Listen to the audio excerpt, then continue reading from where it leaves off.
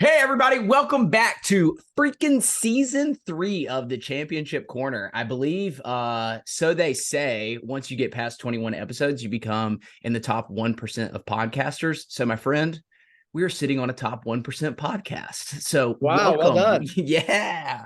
Um, so, before we even get started, I know one thing that when you and I met, we get pretty excited. And when I get excited, like, I don't know, language starts to fly. So fair warning to everybody, just because you and I have had some awesome conversations in the past. So I'm pretty jacked up about this and just to see where this conversation goes. So appreciate you jumping on today, ma'am.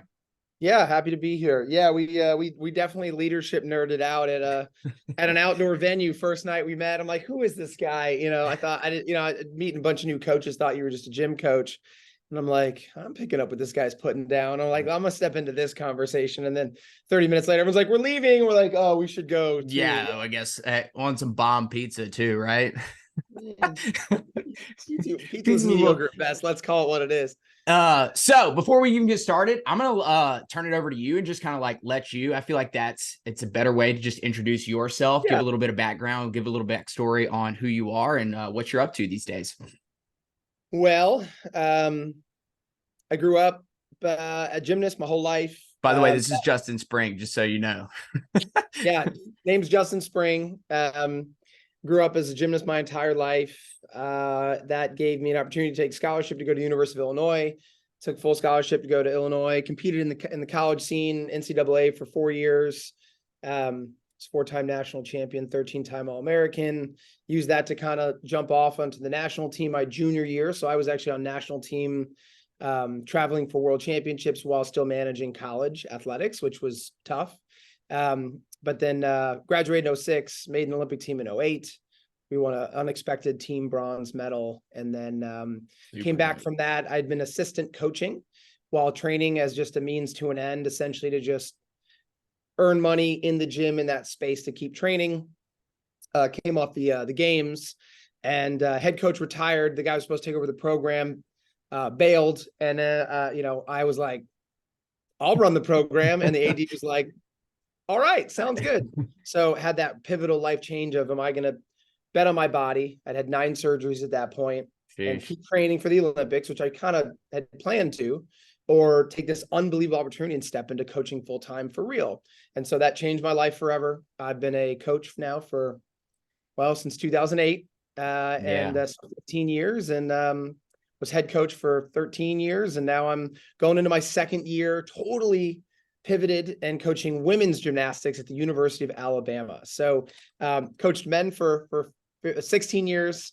And now I'm coaching women for going into my second year. And so here I am. Yeah. Let's jump off with that too, in terms of, and definitely want to go towards like, I guess like the mental, emotional side of things, but like the transition from like the men's to the women's. Obviously, like I don't want to get in the nitty gritty on like the technical side, but like what was the biggest the transformation that you had to make personally, whether it be like through communicating with them or, is it, I guess it's a different level of connecting with like a male to male versus male to female. But yeah, just kind of dive into that, like what you've had to go through, over the last year going into year 2. I don't think, so this very common question I've got over the last year, like, how's the change been? Welcome to the crazy side. Welcome to the dark side. And I'm like, I don't believe in any of that. I was like, it's definitely the bright side. Men's gym and college athletics is struggling. And so I was super excited. I voluntarily made this change. It's really hard to leave Illinois. But yes, stepping into a gym full of females. And when I mean full of females, I mean literally I am the only male presence in the gym at any given time. I have a team of 20 female athletes. My other coaching staff, my head coach, 2 other assistant coaches are female, and our athletic trainer is a female. So I am the only male coming from an environment where literally it was 100% male. So, I mean, I could not have made a polarizing shift in who I've surrounded myself with. Now, I don't think that I had to make that many big changes in my approach or style or coaching style. And I tell people this all the time, because I think that if you're a good coach, you meet your athletes where they're at. Yeah. You meet the needs that they need, not just a one size fits all for your team and program. Now, granted, you have to set team standards and you have to have high expectations, but how you communicate that, how you follow through with that, how you approach a training plan, a sticky moment with an athlete where they're maybe having a I don't want to say a panic attack, but like you can clear, they're on tilt, right? They're kind of boiling over a little bit with maybe they're overtrained and not seeing that the fruits of their effort come, to fruition the way they wanted. They're stuck on something. They've just had a horrible day. How you step into those moments with those athletes, I think, is widely varying, but then your approach as a coach is always the same. It's like you meet them where they're at. You see what they need. You come at them. Some people not need a hey, enough of this garbage, get your head out of your ass and we got to move on. That was probably more of a typical style for a guy. And they'll be like, you're right, coach, my bad. Like, yeah, stupid. Like, I'll move on. And then, whereas now that's probably less frequently used. And it's more like, what's going on? Like, you seem off today. Like, how can, like, what do you need? Like, what's got you hung up today or whatever? And you just ask more questions. I will say that I think the approach style changed more, I think, dramatically for me. Equally as much because I went from a team of males to females, but also went from head coach to assistant coach. Yeah. So I think so I am having a hard time deciphering what really made the big change in my approach. Like not having to be the final say in every situation and know that what I say toes the line indefinitely from the program as the head coach to now an assistant coach. And obviously we have alignment within our staff and we want to preach the same things and set the same high standards for how we approach the things that matter most day in, day out. And so that, when the little moments can win the big moments. But I think that when you don't wear the head coach hat, that changes the dynamic of your relationships with your athletes instantly. When you walk in the room and you're the assistant coach, totally different than when you're the head coach. And it doesn't matter how approachable, how friendly and amazing you demeanor you can put on as a head coach. You're still the head coach. You still officially sign the scholarship papers. You're the final say if someone's going to have to be removed from the program. You field all the calls from moms and dads and, and like, it's different. And so not having that hat on, I think in this program has allowed me to create, I think, a little bit better relationships with my athletes, which is what drives me as a coach. And so I think that's why I'm really enjoying my experience now is I'm not wearing that hat anymore. I get to just really, really build close connections and really delve in to like the psychology aspect of coaching, like what makes her tick, what makes her really pissed off. And sometimes you need to step into that a little bit and most times avoid that. But like, it just depends. You get to play that game throughout practices and competitions. And I think that's the fun part of coaching. So I don't know. Yeah. I feel like too, and again, and I'm a little bit of an assumption here, but like not wearing that head coach hat allows you to be you like 100% of the time. Yeah. You get to come in and like be high energy, be goofy, like, bring just a completely different element to the table and I've watched you even at camp too, like still bring that like competitive side, whether it's spike ball or whatever it is. Yeah. We love our spike ball around here. Yeah. It allows you like 100% of the time just to show up and then like they know what they're going to get because you don't have to ultimately make tough decisions, different decisions like that a head coach would. But as you toe the line of standards, in your practice, you still do have to do that, right? So like but I think here's the thing. If you're constantly and consistently high energy, super positive, fun, bubbly, praise, uplifting, and then you're getting challenged by an athlete, you don't have to drop all the way down here to get a reaction. You kind of step from like, hey, we're to hey, what was that? And then it's like, whoa, energy shift. What he's serious. Yeah. But like, if you're constantly like this and you want to incite a different reaction, you've got to go up or down, and so like, I tend to walk in very high energy, very positive and very uplifting. And so like, if I need to get a point across to be like, I'm being serious right now, it kind of just takes that. Like, you're just like, hey, I'm not messing around with this. I need you guys to follow through with this. I don't want to have to say it again. They're like, whoa, he's never like that. But I'm like, that's not even that bad, right? Yeah. Yeah. So I don't know. It works. So let's talk about you keep using I'm intrigued where this conversation is going to go. So many coaches, so many teams, like one of like the big buzzwords is like standards, right? And I want to get what your take is on like what that actually means, because one of the things like I'm like really honing in on like this year is, and I think you probably like heard me talk about this at camp too, is like just like what the hell words actually mean, right? Yeah. Like I feel like so many coaches, there's all these words and like Standards, rules, expectations, leadership, confidence, accountability. philosophies. Yeah, yeah, Yeah. yeah. And so it's like there really is. And then like staff, coaches, people wonder why like we don't have great communication. Like, yeah, like nobody knows what the freak anyone's talking about. Like Yeah. everyone's got 20 different definitions. So as you guys talk about like standards, like what does that actually mean to you? Because, and then I'll go back and kind of share like what my thoughts and perceptions are on that. But I'm just kind of curious of like, as you talk about that with whether that be your staff or your athletes, like how do you define that with them? So this is one thing that's been really challenging for me personally, leaving a program where I was the head coach for 13 years. Right. I had everything. I got a sheet that's been tweaked 8 times, so it is exactly with intention the way that I want it, the way my staff wants it, the way that everyone on my team understands it to be. So like when they hand that out, my seniors are like, oh, okay, we're running this again. Got it. Yeah. We know what it means. We know what the expectations are. We know how many reps. We know that actually that 8-7 bullet point, he still didn't fix that, actually means this, even though it says that. Like, you know what I mean? Like you've over communicated and explained thoroughly exactly all the insides and outs of the things that you do within your program, so much that it almost gets a little boring for the seniors. But then what you have is then you get them speaking up because they're sick of me talking. They're like, our core value system looks like this, and the way that this plays out in this situation, in this situation, in this situation, this situation looks like this, and this. Got it? We're going to run that by like 463 more times in the next 6 months. So you freshmen understand exactly what we do and why we do it and how we do it. Right. And so that's been the real problem is we're a brand new program. Right. Brand new program, brand new staff. Team was completely used to a completely set of everything.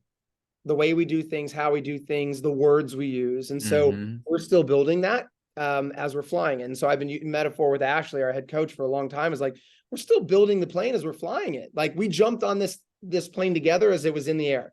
Doesn't have a left wing. It's got one engine. Like it's like, this is really, really hard. And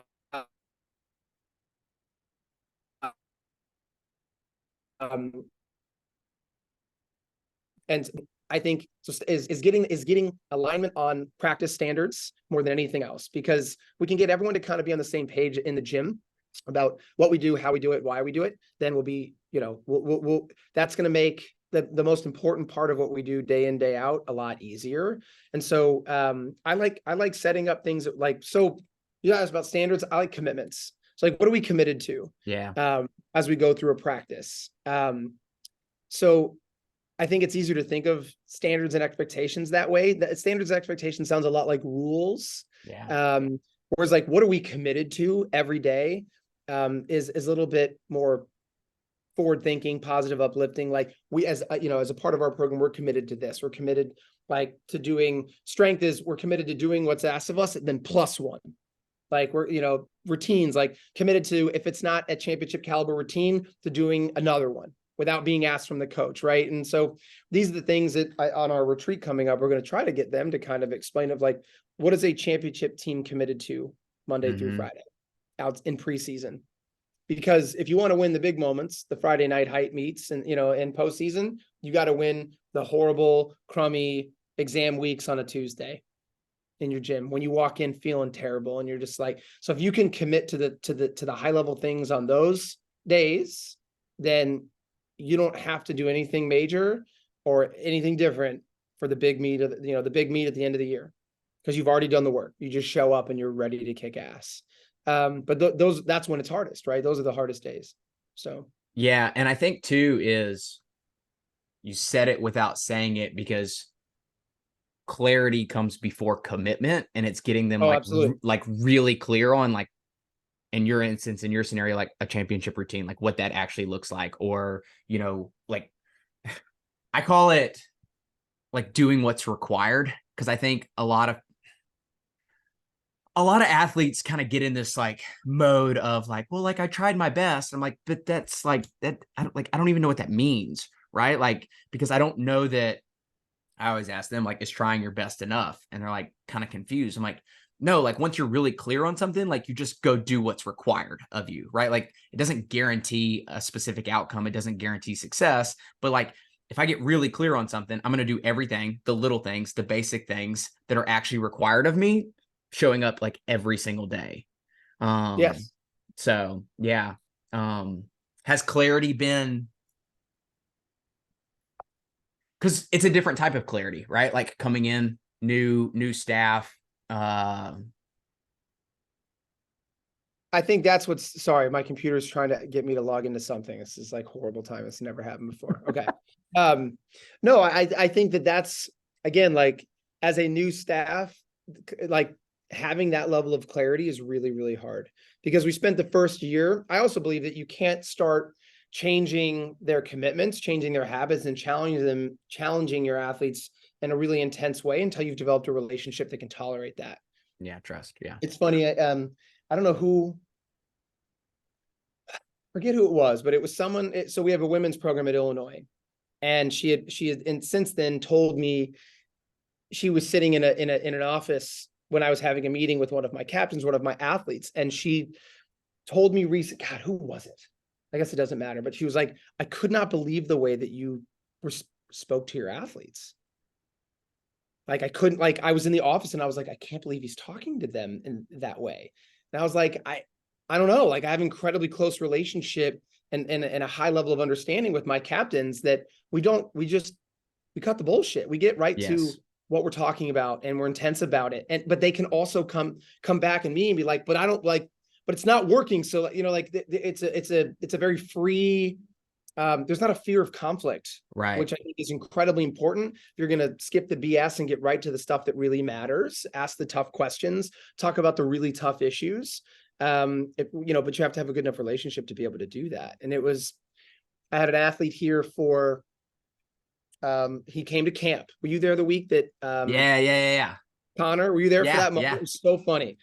Amazing floor routine, goes on to vault, does his first warm up, and on vault. And I think my comment out of my mouth to him was, Connor, what kind of around the side dumpy shit was that? Like, that's not what we worked 4 years on. And it was, and I yelled it across the gym. And I think one of our athletes looked at me, they were like, Justin, what is that? You don't coach us like that. And I was like, for sure I don't. I was Yeah. like, I was like, we're not on that level. We may never be on that level. Right. But like that is not, we have not built a relationship where it's comfortable to speak to you in that way. Like, and we may never, but that doesn't mean that's a part of the relationship development of being able to cut right to, of like, that wasn't it. That's not what I had 4 years. Connor was a 3-year captain with me. Yeah. He's going to his 5th year. So like, it's one of the, we have a very, we have a great understanding of where each other is coming from.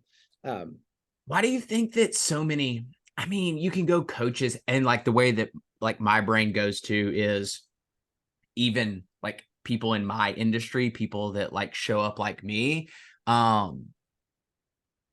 struggle to build that connection. I feel like, and I'm going to give my 2 cents on this first and then just kind of let you run with it, Yeah. is You mean like a consultant, like speaker? yeah. Yeah. And then I think that even there's some coaches that probably fall into this category too. But I first did this by complete accident. And then I had a coach who was like, did you do that on purpose? And I was like, no. He's like, well, like keep doing that, because like that's the ultimate connection builder right there. And so I think so many people come in and they're like, this is how freaking awesome I am. Look at me. Look at all the accolades that I've done. I've been able to do X. I've been able to do Y. I've been able to accomplish this. And this team's been able to do this. And da da da da da. And they talk about how great they are. And like every athlete sitting there, it's like, I don't give a shit. Like I don't. Yeah. Like I just don't care how great you say you are. Versus the first like moment I ever got in front of a team is like, I literally spent an hour and like told him how shitty my life was and like how like underperforming I was and like how I lacked belief in myself and like there was a sense of connection. And so Because where that's my relatable. They've all right. been there. Usually, if Yes. you're in a room, you're talking to a group of people that hasn't achieved the precipice of their field or career. And so they're just like, whatever, man. And this generation's been blasted with ultra success Yeah. for 5 hours a day everywhere they look. Whether it's Yeah. a TV commercial about how amazing this product was by this guy that's changed the lives of billions of people, or every Instagram highlight reel that shows everyone being incredible and awesome, better than you've ever been your entire life, every moment of every day. Like they're sick of it, sick of it. And they don't know you. No one cares what you have to say until they know how much you care. Yeah. So like, why do you think that like, because I have a feeling, again, I haven't known you for that long, but I have a feeling like that's part of like your superpower too in building that connection is to be able to sit down. And I mean, you shared with me some of your struggles of like why you felt like, I don't know if you want to go into that, but like why you felt like you were underachieving, even though you were achieving great things. And it was Oh like yeah. my lifestyle and I was living this way. And it's like, I finally had to look in the mirror and be like, dude, what the fuck? Like get your shit together. Right. Like, and it's, Yep. I think that ability to where everybody sees you and it's like, oh, you accomplished this on an international level. Oh, you did this as a college person. Like you had it all figured out. Like you had life easy. And it's like, no, let me sit down and like talk to you. Let me tell you about like how I actually got here, the real way, the real path. Think that people let their ego get in the way of being vulnerable, right? Or I mean, I think ego is like literally the opposite of vulnerability, right? And Right. vulnerability is such a big piece of building trust, trusting relationships, which is the foundation of being able to move forward and start talking about real stuff. And so I think that as like for you, you might be able to get in the room with someone like me who I trust people very quickly. I, Mm-hmm. like, and until you burn me, like I'm very open and trusting with people that I believe that people have good intentions, want to do the right thing. And so I kind of maybe a little too quick, as my dad Right. would say.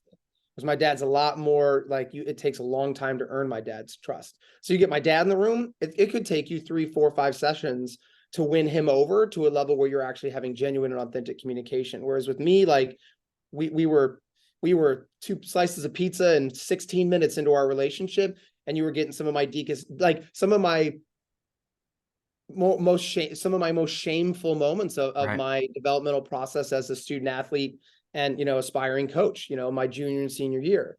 I don't know, I just think that that's just the way people are. I think the hardest part as a coach is that on that spectrum of willing to share, you have athletes all over. I Yeah. instantly make great connections with those that are similar to me, and then others that are more introverted and closed off and less likely to share. I think everyone, especially with an outgoing person like me, it takes a long time for me to build relationships with those people. But that's why we have someone on staff like Gina, for example. Like Gina is she's the mama bear, like Yeah. she comes very, very, very different energy to situations. And I think that's exactly why leaders just can't be fully well balanced, but leadership teams can be.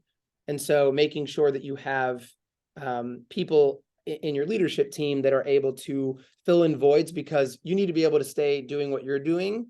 Because I'm not going to be the patient, soft spoken, like I'll tell you like it is. yeah, I tend to be Yeah. a little bit more intense, and Yeah. and that's okay, as long as I know that I have someone on my staff that was able to be, who was my associate head coach Daniel for the longest time back in Illinois, who was able to be like a little bit more softer touch, a little bit more compassionate, and go to that space to bring out the more soft-spoken athletes, because they weren't going to come to me and be like, hey coach, bring it down for a second, I gotta like let you in on some of my deepest darkest secrets. I just wasn't going to happen. Yeah.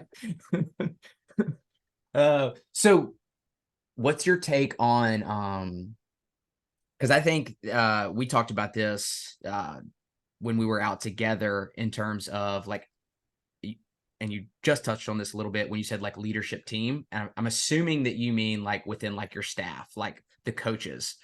What's your take on leadership like within the team, because it's very interesting. I'll pre-frame like why I asked this question, because I find it fascinating that some teams is the moment you start doing leadership or leaders and captains and like all that, it's like you immediately build this hierarchy, and then like people, it does the team an injustice. I don't know another way to put it, right? It can. Here's the reality. You're if you do captains or leadership structure on your team, you're asking a 19-year-old to do what almost 40-year-old who's been in the business for 16 years who still struggles with do, right? Like knowing how to lead a group of people is incredibly challenging depending on the group of people you have, especially during a time of transition, which we're dealing with, right now in Alabama. And so like, it's really hard. And so to your point, I believe that a dictatorship is the most effective way of leading, but that dictator has to be the right person. Yeah. And rarely do you find a 18 to 22-year-old that's the right person to be the captain of the team. Like they're just still figuring their own life out. Like it's almost unfair to put someone in that position like that. And so they need support structures. They need leadership squads or pods. And then as a coach, you have to be their help, constantly guiding, right? Like the coach has to be the person that it's a constant learning process if you have like set leaders on your team, but then you're also silencing everyone else in the team by appointing a leadership team, captainship, whatever. So I've gone back and forth. We always had captains on the men's team. I think men tolerate, and this is like my opinion. This isn't founded in research. It might, but like I think men tolerate a hierarchy system better than women, but I only have 1 year on a women's team, so I don't know. Yeah, because I agree. I see it as like you guys as a staff, any staff, right? Like in a college team setting. Yes. Clarify. Are the captain of the ship. They are going to, I don't like this word, but I'm going to use it anyways, mold to like what y'all's personality is, right? Like they're going to mold to like what it is. It's like, I'll give you an example. I don't know that I've ever shared this, not that it's like super deep or anything, but it was hard as a college athlete. I don't know if respect, I don't know what the right word is, but to really buy into what coaches were saying when they wouldn't even be willing to show up at 6 a.m. workouts to be there with you, right? Like if their presence is not around, it's like, well, dude, what the hell? It's like this, like you're a part of this squad too. Like this isn't just like us show up and like put this work in. And so I say that to say it's like we feed off of them. So it's hard to like look at them and be like, yeah, like I'm going to do everything you say you're going to do, but like you don't even do all that we do. I don't know. There's just a very big disconnect. And so the Wooden's principle, right? Like, he says you have to be the man, you want them to be. Like you can't just say like, do as I say, not as I do. Like, right. Especially now. Yeah. Well, I'll say this too. I've like really had to refocus the last like month because like, as my coach has said, he's like, Ryan, like you have to live and be your framework, right? Like everything that you teach, like you have to live it and be it. Like it can't be fluff. It can't be fake. It has to be authentic. It has to be genuine so that they know. And so it's like, I've gone back through and like literally redone like all the like everything that I teach. And so it's like now as the summer goes on and like I'm having like calls with people, it's like I can, hey, like look, and they're like, oh, like you actually really do that. I'm like, yeah, like I'm not just like, I didn't read a book or listen to somebody and be like, hey, like try this worksheet or something like that. And so I think that there is more buy-in because they're like, oh, like that actually does make sense. Yeah, when you can share the worksheet that you've told them is vital to like mapping out and planning your success. Yeah, like I still have my like a lot of the mental process skeletons for like developing it was a mental toughness worksheet, like mental fortitude, whatever you want to call it these days. Right. But like, it was a goal setting, but then that had like commitments along the way. And then we also have mental process skeletons for like visualization. Like I still have all my old sheets and I always bust it out. And I'm like, this was mine. This was mine as a 4-time national NCAA champion, 13-time All-American. This was mine in 07, just after I graduated, to help guide me through my 07-08 Olympic track. So yeah, like I still did it. Yeah. Like, because, because I believe there's always, if you have this like founded belief that like you're too good for something, it's the wrong approach, right? Like no matter how much success I had, there was always a resource or a thing I could do to make me better. And I think that great people have that. You look at like the Jordans of the world, like they had that. It didn't matter what accolade, they won the championship. They went right back, and it was always about relentless self-improvement. How can I continue to get better even from my last self, despite the fact that I was the MVP and we won the whole thing last year? I'm constantly seeking to get better. And if you don't have, at least, you might not have the relentless part, but you at least have to have the open mind of like, okay, someone told me this can help me get better. I'm willing. And that was the mental training for me. Like I was a great competitor. I'd always been a good competitor. I liked competing. I got nervous, but I was able to transition that to like that nervousness or fear to excitement, right? I've always said like fear is excitement's first cousin. It's like a roller coaster. Like I'm kind of scared, but this is kind of awesome, right? Yeah. So I liked competing, was a great competitor, enjoyed showing up and like kicking ass, right? Because I did all the work and now it's time to show that off. Enter mental training. First time someone's like, hey, we should start doing some of this in college.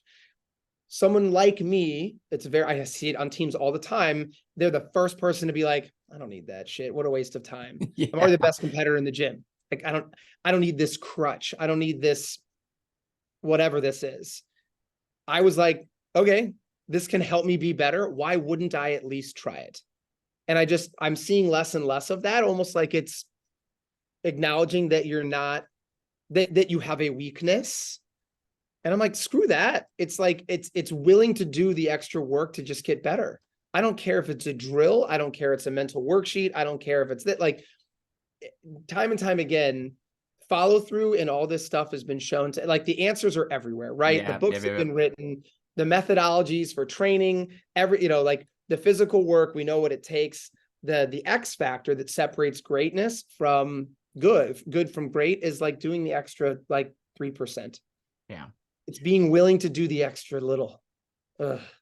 That, like, okay, I've been waiting to go to like this because you sat in like with, and I don't remember what age, like that group was, like when you sat in, like when I was at camp this past summer. Yeah. And like you saw, like you witnessed the disconnect, right? And like that's common for out. It's not like I, with 150 kids, be like, okay, everybody's gonna buy into this, and right? But why is there like massive disconnect? Like you just said, I get more blown away, like as I do more and more of those with that age group, high school-ish, of the, I don't need that. Like, that's not for me. That's for, I don't know. It's just, it's very, very, very, very, very, very, very mind-blowing. Because to say that you need this additional crutch, to say that you need this extra thing, to say that you need this extra help means that like right? It's like you don't got it. And I think that attacks the ego, that attacks that you are as good as you think you are. And I don't know, like if everyone was willing to step up and open and embrace this stuff, everyone would be amazing, right? Like in the end, like the people that are willing to do this, to do the work and have the talent, are the ones that end up making Olympic teams. Turns out, like and I know this sounds super egotistical, but like I frequently in my coaching say this to myself: you were the exception, Justin. Not every, like and I came with my own bag of troubles and things I had to work on. We've talked about that, right? But like at some point I decided that I wanted to be great. A lot of people don't decide that until they're 40, if ever. Yeah, but I would say most people don't. Rarely do people decide that in high school. Rarely. And then you get a lot of them to start tipping the scales in college, but even still, a lot of them aren't willing to do that. to embrace and welcome with open arms a completely new ideology of how I've trained, because embracing something new means that everything I was doing in the past was wrong, or was when I was at it. What an idiot to think that I was doing that back then. And it's not, it doesn't have to be that grandiose. It's just like, no, they're just, maybe this is a better way. Yeah. So do we just approach it that way? And it goes back to, I spent, again, going back to like defining words of this entire summer, and like every single conversation, speech, whatever you want to call it, is like the opening portion was, I'd write the word decide on the board. And I'd be like, what does this mean? And they're like, the two most common answers, like to choose and to pick. I'm like, okay, like what does this actually mean? I'm like, if you look up like the definition from the Latin root, it means to cut off. So when you make a decision, you've now cut off all other options. And I think that that's where athletes, people in general struggle, is they become very, very, very indecisive, because now if they make this decision to go all in, it's like, like I don't want to make commitment to that, because now I'm cutting everything else off. It's I talked to I used to work with her, train with her, and when I was in Texas, and she called me, and at that time she like had no conversations with college coaches, and like now she's like starting to get some looks, starting to have like multiple conversations with coaches from all across the country. And she was like, this is the most stressful time of my life. I'm like, no, it's not, because a month ago you would have killed to be in this position. Now the fact that you have to make decisions, you think it's more stressful. I'm like, you wouldn't trade one for the other. She's like, man, you're so right. I'm like you're in a prime opportunity where you get to take control and you get to make decisions. And so, yeah, I just find it fascinating how. So Mark Manson has a whole like chapter on this. Are you familiar? He's like a blogger, life kind of like Mark I was Manson. looking for. He wrote The Subtle Art of Not Giving a Fuck. Oh yeah. Okay. Yeah. I do need to read that book.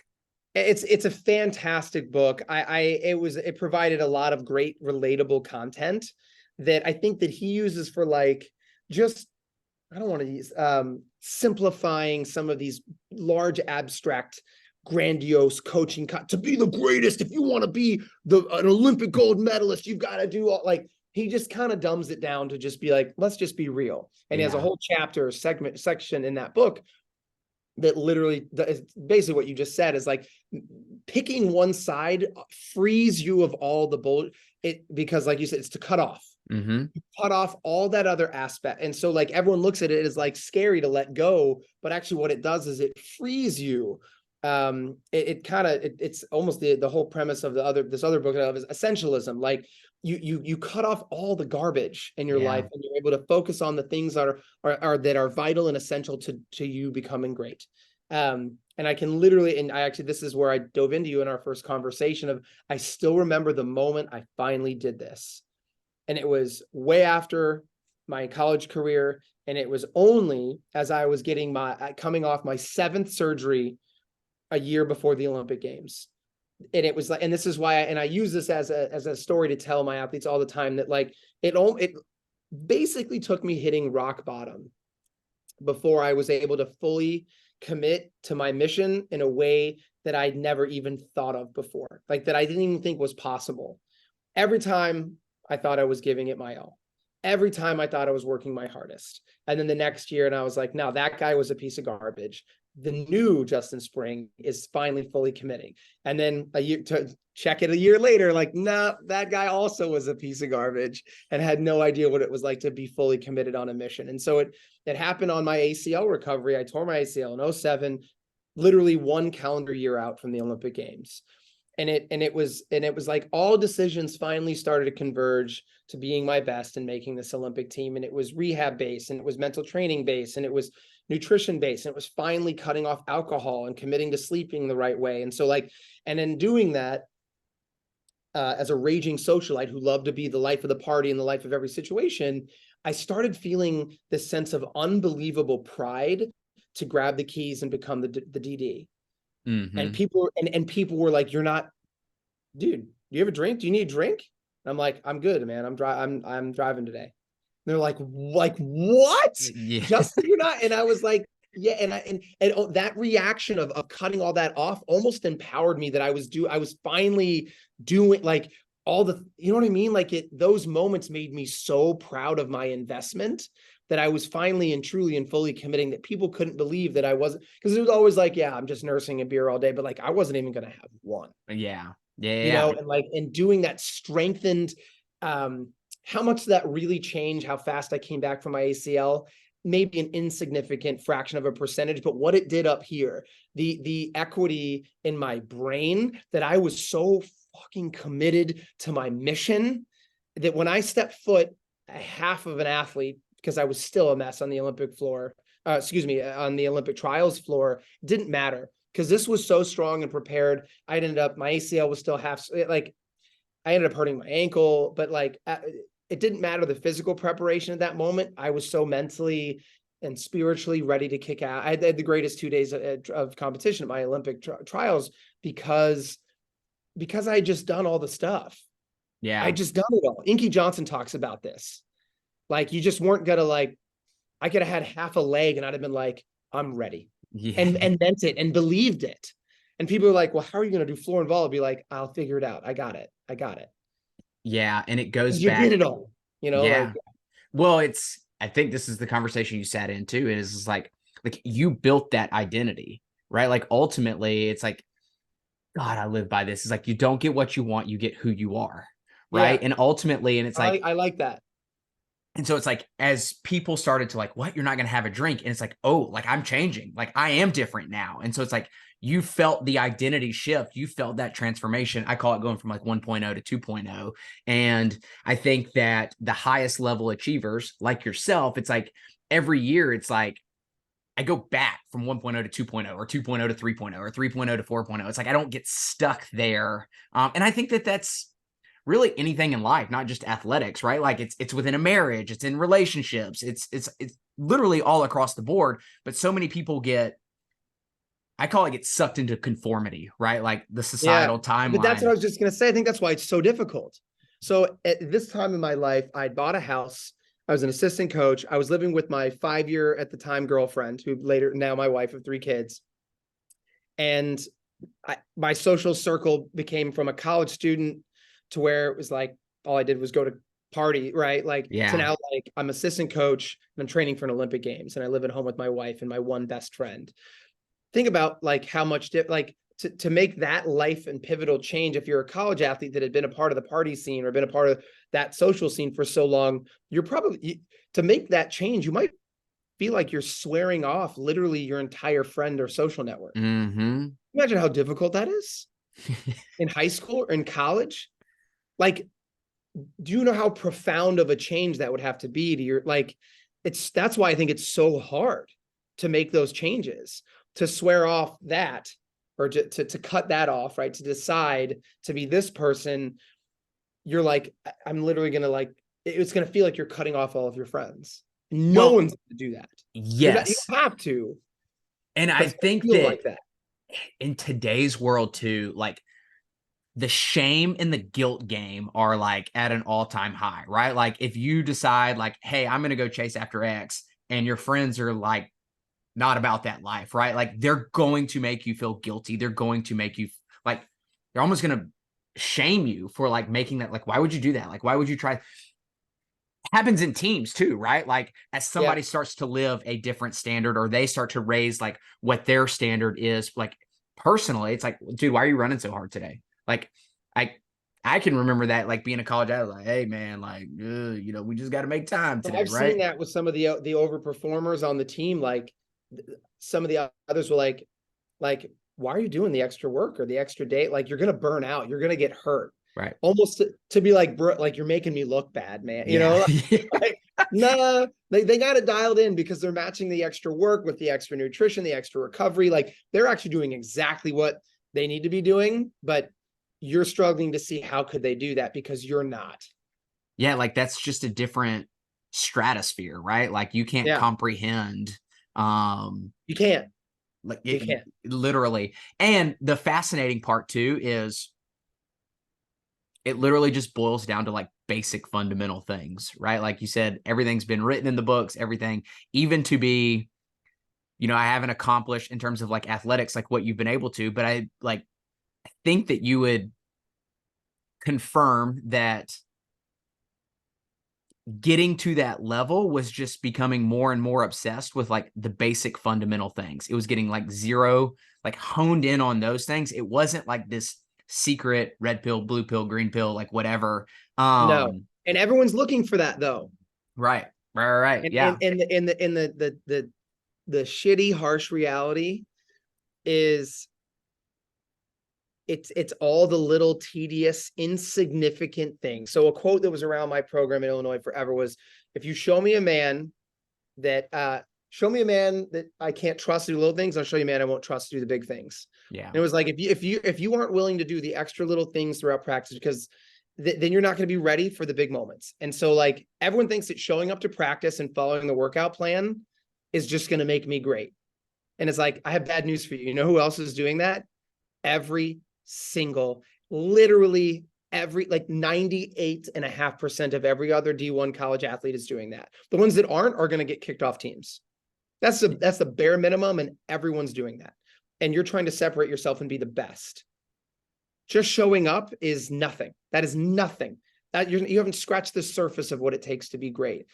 And that's where the light bulb goes off, or it doesn't. But that's everything. That's the difference. So it's like when you get to practice, were you responsive? Did you do the extra turns? Did you actually warm up with that thing that you hate to warm up with, but your coach has told you 17 times? He hasn't created a structure of accountability for you to do it every day, but he's told you 7 times. Like, if you really want to make improvements in this area, you're going to have to sit in a pike stretch. For me, that was it. I could not touch my toes as a gymnast, but it just like that. My hamstrings were so tight, but it was a reason I got injured, but it was excruciatingly painful for me to stretch in that way. But I started doing it because I wanted to be great. And I would sit, it's the grumpiest maybe I've ever been in my entire life in practice, is like sitting in a pike stretch, like a pike fold. But I was like, I'm fine. I'll do it. Fine. I'll do it. Yeah. Because I wanted it. I finally decided that I wanted it. And I think too, let's go even like take one step back to like, people can't live who they truly want to be, because my belief is they don't even know who they truly are yet. So it's like, the idea is like if you're going to punch in a destination in Google Maps, like it has to know like your current location. And most people, it's like they just punch in like a destination, but like they don't have a current location. So it's like, there's really no way to get there. There's no path. Like there's just mass confusion. And so, I think a lot of people, that's what I always tell them. I was like, it's so easy not to take a step back and like literally write down on a piece of paper everything that you know about your identity and your personality and your beliefs and your perceptions and the way that you perceive the world and the way that you perceive your coaches and like what actually gets you from point A to point B. Because they're like, well, I just want to talk about like all my future reality. I just want to live that. And it's like, you're like, you can never step into that person because you haven't even stepped into your own reality yet. Again, I think that comes with maturity. Like, I think one of the most common thoughts I had to this point, like as a men's head coach, was how would I have handled me as a head coach? How would freshman Justin, how would he have handled head coach Justin? And I probably would have hated me. Like, I probably because that was one of the things I had to keep reminding myself, that like I wasn't ready. I wasn't ready for these things. And so like to expect these snap changes, like you're just supposed to be here, here, and here. Like freshman Justin Spring was a mess. Right. I needed to grow up. I needed to develop a ton of maturity. And then I had to have these experiences that taught me these learning lessons along the way.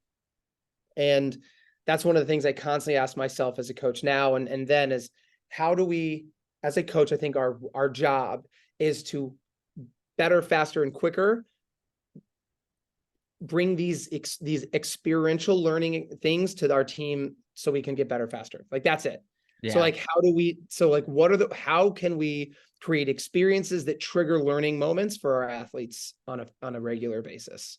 Because just talk is cheap. Talk doesn't mean anything. And so if anyone's listening to this podcast, none of this is going to help you unless you take some idea, take it down, and try to create an experience for yourself or your team to help trigger a maturity or a growth experience. That's the only way to do it. 100% agree. And I think that's the follow through, right? Yes. Yeah. And I think that I think a massive belief, and I think Ashley and I talked about this this summer too, is like, I believe like stories are what really drive people, right? And so I think that I was I'm still not great at it, right? But I was really bad at it early on. Is I would come in and what I call like techno babble. And so I would get up in front of people. Or teams, and essentially is like, Science, research. yes, I would Yeah. sound really smart. And in my brain, I'm like, I'm a fucking genius. I Like, am you killing this right now. do you guys pick up what I'm putting down? And like, there's just like this blank stare. I'm like, why is no one taking action? Yeah. Right. And so it's like, I had to take a step back and like, okay, like I got to dumb all the teaching down, stop teaching. Right. Like, and now I need to like, and that's why I believe in this podcast and things like this too, because again, I believe that stories move people. Maybe it's my story, maybe it's your story, maybe it's somebody else's story.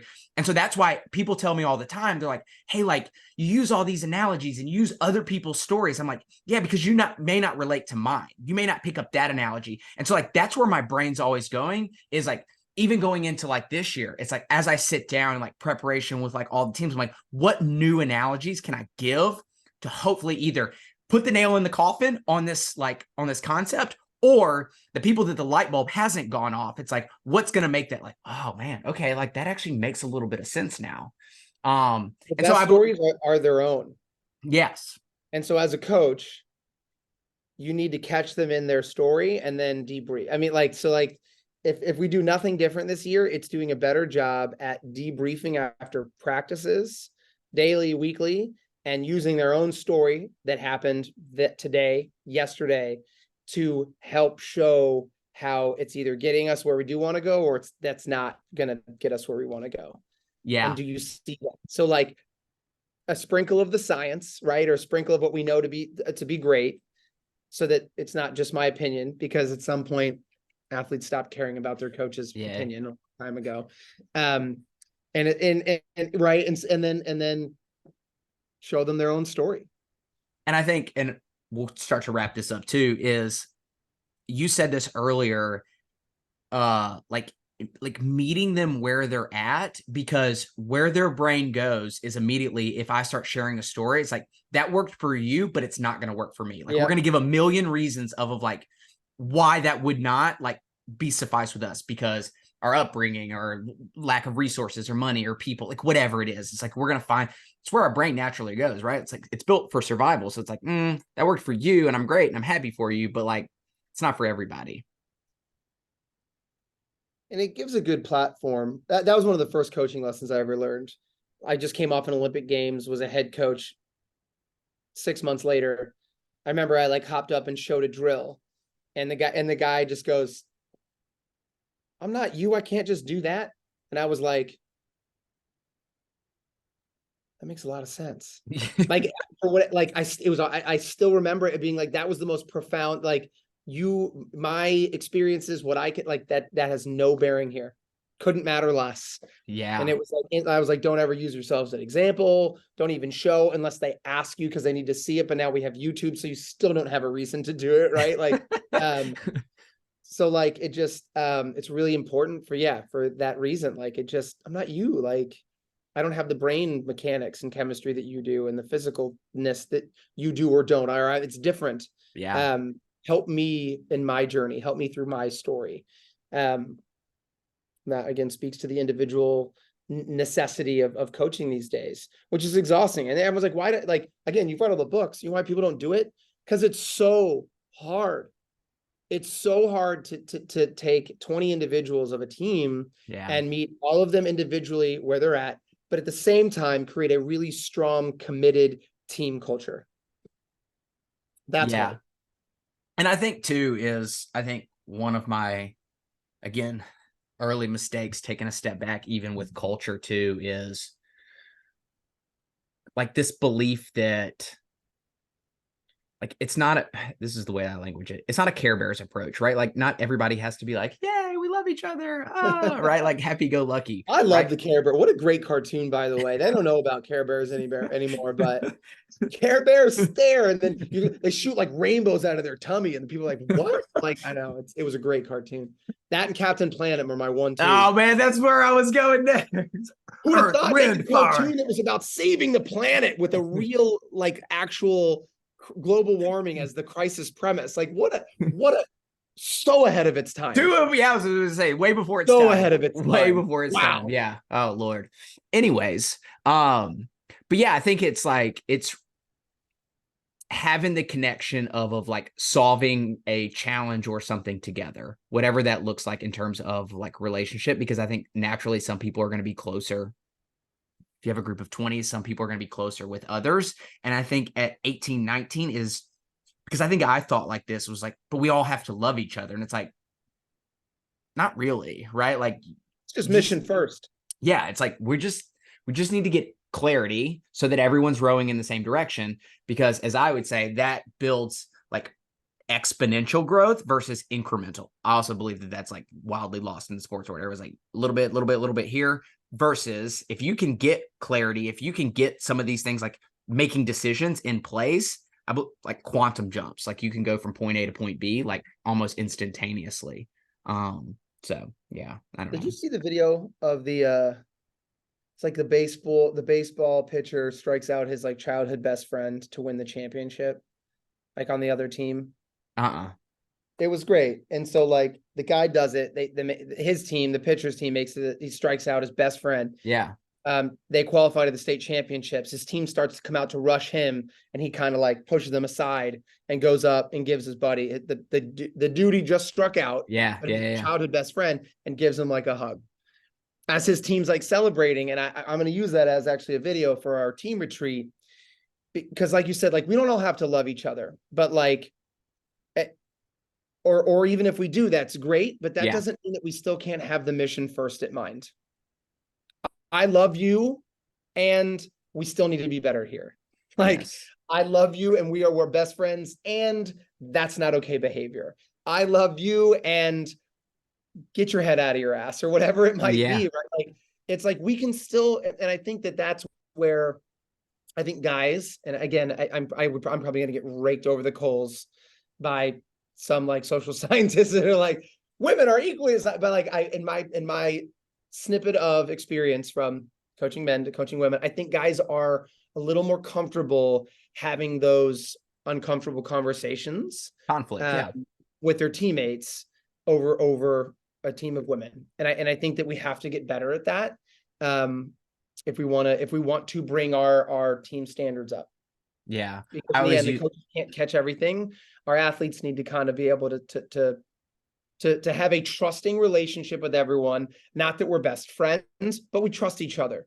We trust each other at a level that we know each other. We know where they come from. We know that they're not gonna, they're not gonna do something evil to me. We're not best friends, but we have this foundation of trust so that we can actually step into some areas of conflict to ask each other to be better if we truly want to be a great team. And so like that, our entire team retreat, it's kind of off the, you ever read this book? It's one of my favorite books. Oh, hell yeah. Yeah, for sure. 5 Dysfunctions of a Team. You can't even begin. And my favorite piece is every coach gets in the room and starts right here. Results. Yeah. This is not happening. It's like, but dude, if you haven't built this first, and then you can bark it up here all day. Yeah. And so to your point, like I get in a room and I start spitting science. I start like, they don't want to listen because you don't really. How do you build a trusting relationship with a room full of people you've never met? Yeah, that's what's really hard. Yep. If and as a coach, you have to do that first. We spent almost all last year building a relationship of trust with our athletes. Now we need to get them to do it with themselves, and then we can start moving forward. Yeah, because same thing. So, like, obviously, like identity is the big one for me. And so like, I do the same thing. It's like, as I come in, I'm like, all you guys talk about, you sit down at the beginning and the end of every season and you're like, this is what I want to accomplish. And you write down your goals and blah, blah, blah. And like, you don't even remember them at the end of the season. Cause like you lost that piece of paper 3 weeks, like after you wrote that down. I was like, but the problem is like you're too outside focused, like, and then you're trying to figure out the path, and then you're trying to figure out, I'll be that person when. I'm like, the example I always give is like, that's why like 80 some odd % of lottery winners go broke, right? It's like, because they were never a millionaire before they actually got the million, right? And so it's that concept. The identity of like, I'm just bad with money. Yeah. Yeah. And now that you even have money. Yeah. And so a funny story I'll tell you, going back to like the Care Bears approach. I actually, in front of a group, say this publicly. They were very confused with the Care Bears approach, right? And so if you've ever seen, I was like, yes, I don't know how I came across this. So there's a clip from like Talladega Nights at the very beginning, like right before Ricky Bobby starts driving. And the leader, he was like, they came in last place at the very beginning. He's like, guys, this is why we're the laughing stock of NASCAR.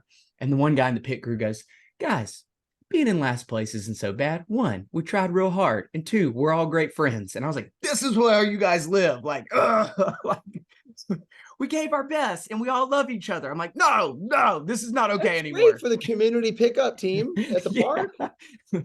Like, and that's the problem. Like, this is D1 athletic. And that's where, like, what are you really doing with your team? Like, what are you really trying to do with your team?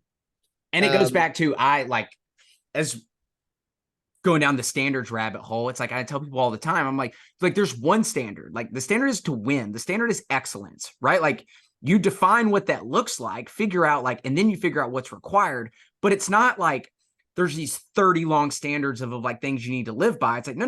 Like, you came here to win. That's the bottom line. Like, that's why you, for excellence, like that's why you chose here. I'm assuming one of the reasons, right? It's like, so talking about the win has been very tricky over the last 15 years of, right? Like, I think you can language it differently. Yes. But like between me and you, it's like, this is the standard. Teams where it's like, we're here to freaking win, coach. And we want to do whatever it takes. And then like sometimes for some, like the idea of like winning, there's so much pressure. We always have to win. And then I'm like, all right, we're gonna have to approach this team differently. Yeah. But like, I think that you do have to talk about the win, because in the end of the day, you can be delicate in the way that you approach it. It's like but we're part of Division I college athletics. Like, these aren't teams to have fun. My softball, my staff softball league that I'm a part of is supposed to build camaraderie and have fun. I still want to win. Yeah. But the intention of that league is to create camaraderie and an environment where the staff can feel like they have connection outside the office. That is not what this team is for. This team is seeking this, and that's in order to be able to win championships. I believe you can do that and have an amazing time and build incredible relationships throughout your journey in doing that. I really do. And I want to prove that. Yeah. I think that, well, even when the same people that are like, so much pressure to win. And like, when you talk about winning and I'm like, but you're the same person that's like crying and miserable after a loss. So it's like, you can't have both. Like, which one is it? Do you like, and I will say this too. Actually, this is a good question for you. Because there's research that says this. Where does your pressure to win come from? I think that's a really important one to know. Yeah. And knowing what fuels you, like, I think that we've gotten away, and this is one of the things that I've told a lot of athletes too, is like, to some degree, like, if anger drives you, that's okay, right? Like, I think that a lot of people shy away from being angry, like, and I'll tell, this is why I say this. Why is it anger? Why is it just not intensity? Or it could be that. Yeah. It could just be like a language thing, right? And so the study goes, so you're an Olympian, you can confirm or deny this, is there was a study done. I don't remember if it was just medalists or gold medalists, but they asked them, what they came to the conclusion was that we'll just call medalists, Olympic medalists, they don't actually love winning. They just hate losing. And that's what drives most of them. And so it's like the premise behind it is like, that's okay, right? Like, they hate losing more than they actually like feel euphoric and want to win. And it's like, that's okay. Like, but they understand and know what drives them. And I think, again, clarity, I think a lot of people get lost. It's like, I have to like love winning. I was like, maybe that's for you. Some people need a big hype up speech. Some people don't. Like, Well, the to problem with understand. loving winning is that you got to love the process. Yeah, Like yeah, everyone likes to win. Everyone loves to win. right. But the flipping the ideology of like hating to lose almost shows you the picture of like someone that's going to be more driven to do what it takes to not lose. Because everyone sits back and wants to win, but like the people that hate to lose are the ones that actually seek out the miserable preparation to make sure they don't lose. I think it's kind of what that phrase is saying. Yeah. And there's a Tony Robbins. I think Tony Robbins touched on this a lot. He was like the highest level achievers he's ever been around actually have more fear than underachievers. They're so scared of missing out. They're fearful of like not living up to their full potential. And that's what drives them. And he's like, so again, the way that you view it, it's perception, right? Of like people think fear bad, right? Like it's like, is it? Right? Because in the way that he sees it and the people that he's been around, he was like, most of those people are actually very fear driven. It's like, okay, that's okay. I think that everybody tries to make everything black and white to me. It's like one end or the other, right? Like it's like, Yeah. I think I was really just, I don't know. I look back at like different times in my career. I think I was driven by maybe slightly different things. But prestige and being somebody of importance was something that I didn't even really like gymnastics that much. It was just something I was good at. Yeah. And so it gave me clout, it gave me prestige, it gave me ability to succeed in something that received praise. Job well done. I think that's a big, I don't know, that's always been a driver for me. I don't know that I was necessarily fear. I don't know if I necessarily had fear of failure. I mean, my dad was a freaking astronaut, and somehow like he never put pressure on me to like, I remember his comment was like, Justin, this Olympic thing, if it happens or it doesn't, this is your thing, not ours. Fair, man. Like Yeah. they didn't push me. I think that's why you get a lot of people that struggle to talk about the win, is because it's having to win for someone else.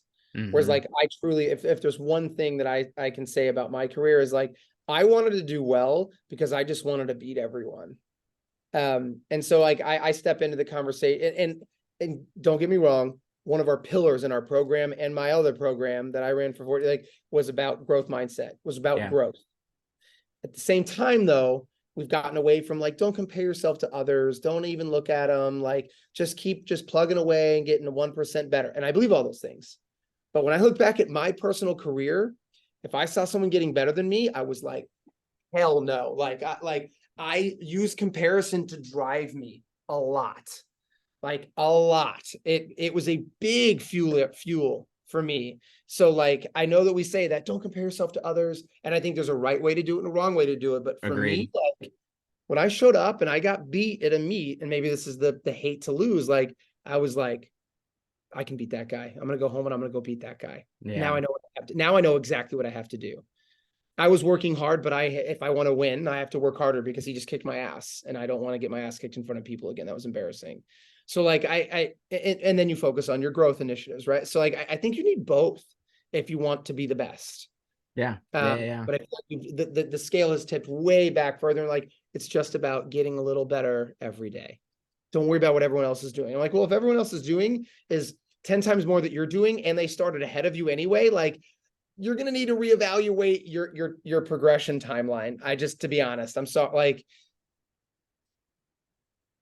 yes, it's so frustrating because even another central theme, the like these past like few months is, I'm like, you guys also have to take in the account that like everyone else is trying to be good too. Everyone else is trying to be great. And so it's like, you have to like, just because you did more than you did previously doesn't mean anything, right? Because like you have to factor in, it's not like cause effect, right? Like there are other variables like within the scenario. And so don't be just construed because it's like, oh, I put more time in. And it's like, that's why like at camp this summer, I was like, you've been lied to. That time is your most valuable resource. And like, what do you mean? I'm like, just because you do gymnastics another year, did you get better? And they're like, no. I'm like, okay, but you put more time in. I'm like, time is a factor, right? Like it does require time for anything to be great at. But like, I think that that mindset of like it being the most important thing is everyone's like you said, it's like Intention, purpose, effort in that time so matters. many factors, right? So And we have so, a banner hanging up over the locker room at Illinois, and my captain's in a conversation. I forget when it was. Ross Thompson. He's actually back there now as a assistant coach for the women's team. okay. But it was coming out of a conversation. He's like, we were talking, and the phrase of like, everyone else is working as hard, if not harder than you every day. I just need you to know that. And he was like, can we put that over, or can we get that made into a banner? And I was like, okay. Yeah. And I'm positive it's still hanging up on the door. So that's what's hanging over the exit on the way out of the locker room up to the gym. It says, I'm working harder than you every day. And it was, and dash everyone else. And it's this idea of like what you think you're about to put in to practice, someone else is actually giving it a little bit more. And is it true? Is it not true? It doesn't matter. It's just the concept of you being like, not today. Yeah. Like today, I'm going to be that guy, you know, of Yeah. like, I'm going to do the extra rep. I'm going to do the extra turn. I'm going to not settle for that awesome routine. I'm going to make it even better. And like, again, it's this ideology of like, I can always be better. Going full circle, this is where we started the conversation. As a great competitor, I said, I'm going to take on mental training because I still think I can be better. So the people that are great, that still have this belief that they need to get better, are the ones that end up being great. Jordan, winning the championship, shooting extra free throws because he's pissed about that 7th shot he missed. Dude, you just won. You're the MVP. You just what? Doesn't matter. I missed that shot and I'm pissed I missed that shot. I should never miss that shot. But like, you're the MVP and you just won the championship title. Doesn't matter. I'm pissed I missed that one shot. And he goes back and he does like, shoots 50 of them. Make sure he never misses that jumper again. That's what greatness requires. Yeah. I think of like the quote from Brady too, when they always ask him, they're like, which one's your favorite championship? And he always responds, the next one. Yeah. Right. Like, what have you done? What have you done for me lately? You're only going to do last championship, right? Like, yeah. Which is, as a coach, is like demoralizing. Right. Yeah. He's already thinking, like, he literally just won. He's already thinking about the next one. Like, yeah. Shit. Well, I think that's why you find, like, I mean, you look at a Michael Phelps, like he's struck, like, you look at great artists and great athletes, they're a little, they struggle a little bit. I will say that I struggled a lot. Thank God I had coaching to channel my energy into, but like when I retired from the sport, I still struggle with like, there's a void missing in my life. Because there's just nothing like having that life-consuming mission. I've learned to channel it into coaching, but it took like 15 years. If you don't have coaching and you have to go work a desk job after you just won 17 gold or whatever Phelps has, like, it's hard to fill that life-consuming mission. Just done, retired. What do I do now? Yeah. I mean, definitely goes back to like the identity conversation too, and figuring out like what the new you. Like what that because it's always a part of you, but like, you're not training for an Olympics anymore though. Yeah, it's not the same. It's totally not the same. Well, and I think from afar, right? One of the best, again, this is way from afar, to like be able to make that transition so good was Kobe, right? Like he was already preparing to like be a writer and like be a producer and like all those things. Like he said, he's like, people used to make fun of me on the airplanes. Like, what are you doing? He's like, I'm learning, like I'm studying this now because I know that there's going to be this transition. I think it's important to have that. Like, if nothing else, I had this deep sense of I'm destined to do great things outside of gymnastics as I was competing for my Olympic opportunity. Knowing that like, I want this really, really, really bad, more than anything in the world right now. But if it doesn't happen, this doesn't define ultimately my greatness, right? This doesn't like break down everything that I am as a person. And I think that's like, to your point, like the identity piece, like if you feel that to be an amazing person, you need to win this thing, that's too much. That's too much. You need to know that you're going to be great in something after this, beyond this, outside of this, but also know that to want this more than anything in the world right now is also okay. Yeah. But it doesn't define that your greatness as a person for the rest of your life. Because guess what? Like 20 years from now, you're probably going to be forgotten anyways. Yeah. Oh, that Genghis Khan, right? Ironically, Genghis Khan said that, like, what is his quote? Like, he's like, outside, like 2 generations from now, even within your own family, no one will know who you are. Yeah. Which Yeah. is so ironic because he's one of the few people in the world that remember. But what a great message to tell the warriors as they're about to go die on the battlefield. He's like, none of this matters, right? It's all like it's so dismal and like utopian, but it's like it's true. None of this matters. Well, there's a All the quote. lives we touch and change, like their kids, like my kids will kind of know who I am, but their kids, no idea. Yep. Yeah. No Yeah. idea who great grandpa was. I stole this from somebody. I can't take credit for it, but it was like, as telling all the kids at camp, they were just like, bro, like you are so wild, so obnoxious. Why you're so blunt, blah, blah, blah, blah, blah. I said, here's the thing. Cause obviously a lot of them didn't buy in. I said, here's the thing. Who in this room is going to be at my funeral? It's like crickets. I was like, exactly. None of you are going to be there at the end. So why do I care about what you think right now? I was like, I'm going to pour everything I have into you. Right. And whether you choose to use it or not is 100% up to you. But like, I'm not going to hold back and be like bitter or mad or sad or angry or frustrated or whatever, because like nobody's bought in. It's like, I'm going to do my part. And ultimately, even if we became best friends, because a couple of them were like, I'll be there. I was like, no, you won't, because here's the deal. Even if we became best friends, you're probably going to be too busy for that day anyways. You're going to have like a job. You're going to have a kid, like something's going to come up. You're going to be out of town. You're going to be on vacation. Like it is. You know how hard it is to have that freedom though, to feel that way? Carly, her and I talked about this. Like after, she's like, how do you, I'm like, don't get me wrong. It took me a long time to get to this point. Like I was not born like this, right? Like I had to literally practice and train, because I used to care like what 11-year-olds thought about what I was saying at camp, and like conform to like, but I want you guys to care so much about this. Right. Like now it's just, it is. I mean, at some point you need them to care if you want to get some follow through, but like caring about being vulnerable in this. Right. I think that's the big, like, no one wants to speak up because they don't want to say something wrong, or they're willing to put themselves out there. But like, that's where your growth comes from. Totally. All right. Last question. So I've made this shift into like I'm getting back to being loud about like what my core message is. And so like this season on the podcast is, I want to start to dive into like what people's what is your core message? And so the way that I would define that is, no pun intended, but like if you could only share like one thing at the end of every podcast you ever did for the rest of your life, like what would that one thing be? And like for me, like as you kind of like think about this, I'll tell you, is like my core message that I'm getting back to is, I think back to like every talk I've ever given to a camp, to a team, to an individual or whatever. It's this idea that like you are the creator of your life. Like when you take back control, like you can create your identity, you can create your outcomes, you can create the desires, you can create the people, you can create your environment. You have control. Stop giving everything outside of you control and take back control.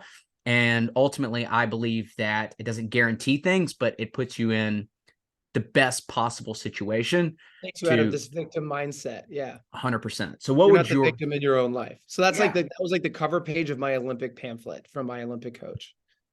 Like you like this concept of 100% responsibility of like, you're 100% responsible for your life. And that can be the scariest thing or the most liberating thing you've ever thought of in your entire, because one, it means that you are solely responsible for the success or the failure of everything coming forward in your life.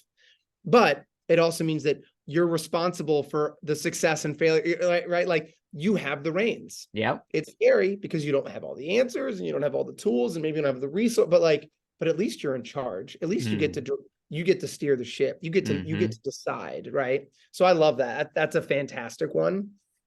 That's kind of, honestly, for 10 years running, that was probably my opening message to my team at Illinois. And actually we did that with our girls here. And I think that was like a mind blower for them, because specifically female gymnasts have probably never been asked to give their opinion very often. Yeah. It's a lot more robotic, and they're like, you just listen, your coach tells you do XYZ and do exactly 12 and a half of those. And then we'll move on and we'll do this. Like, whereas men's gym, like there's always a give and take. Like men like they've always kind of been a part of the co-creation. So we're trying to build that with our women's team here. We want them to help co-create their journeys, knowing that we have kind of the guidance and the answers, but we want them to invest tremendously in their journey, because like you said, when you realize that you do have ownership, it's going to be that much better. So I love that. And fantastic concept. And I think that they now more than ever, they need to be told that and given permission. Yeah. To do that. The first thing I thought of when you asked me is, and this is what I love, and this is maybe the engineering background for me. If you don't set up processes or systems of accountability to create follow through, nothing's going to change. Yeah. And so I think that just really hits me as a coach. But then I think about what I did as an athlete too, and like those are those finally were the times that I changed my commitments, my behaviors, and then ultimately got the results I wanted. And so if you want to do something, if you want to change something, come up with incredible detail, systems or processes of accountability to make sure it's staying at a high standard. Because in the end, humans are default lazy. And so without something in place to keep yourself, your team, your captains, your staff, operating in this high standard at a high level, you'll fall short, you'll underachieve, you'll underapprove, and then sometimes things will just disappear. Yeah. And so like follow through is everything. You have the answers, you know what it takes to be great, you know even the process of getting there. Put something in place to make sure that the process continues. Build that first. Build it, build the skeleton, build the framework. We're doing it right now. Like we know the routine progression, we know like skills and basics, strength development, working on sticks, going into halves phases, and then building into routines. But it's like, what is your system that is going to make sure that throughout all that progression that the average gymnastics team's run for the last 30 years, that it's at the excellence level it needs to be at? And how do you identify it? And then what does it look like? And then so when it's not at that level, what do you do? How do you and then run it? Because everyone's going to do that. Everyone's going to have phases. Everyone's going to show up ready to hit a routine at some level for season. Is it going to be a level that wins championships?